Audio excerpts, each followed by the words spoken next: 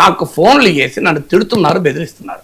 అరే నా కొడక, బొడ్డు కొవ్వు కలిసింది, పందు కొవ్వు కలిసింది, బాత్రూమ్ కలిసింది, ఎందుకు చెప్పారు నువ్వు ఇదే కాదు ఇంకా పలానా కలిసిందని కూడా చెప్పాలి అంట. నేను అది నా నోటితో అనలేను, ఎందుకంటే అది అన్యాయం అవుతుంది.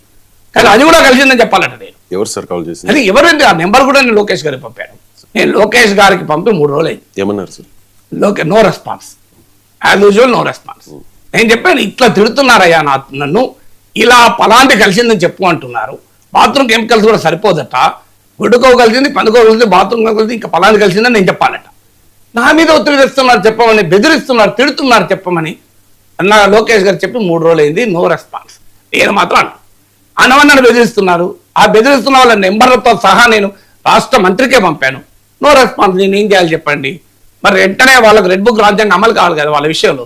ఇలా నువ్వు అనడం ఏంటి, పలానాడికి ఎందుకు ఫోన్ చేశావని అంటే ఓపెన్గా నేను నెంబర్లతో సహా పంపుతున్నా కదా. ఇవాళ నేను ఎందుకు ప్రజలకు చెప్పాల్సి వస్తుంది అంటే, అయ్యా నాలాంటి వాళ్ళపైన కూడా ఒత్తిడి పెరుగుతోంది. గోభాష, పాభాష, బాత్రూమ్ కెమికల్స్, ఇంకా ఇంకా ఇంకా ఏదో కలిసిందని చెప్పమని ఎందుకు చెప్తాను? నేను సచ్చినా చెప్పడం, ఎందుకంటే అది లేదు కదా. ఎన్డీడీబీ రిపోర్ట్లో సస్పెక్టెడ్ ఉంది, సస్పెక్టెడ్ చెప్తానా? సో ఇది అందువల్ల ఇంకా మీకు కావాలంటే నేను ఇంకా చాలా విషయాలు బయటకు చెప్తాను.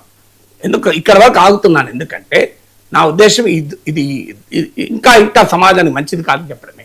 సో ఇప్పటికైనా ఆపండి.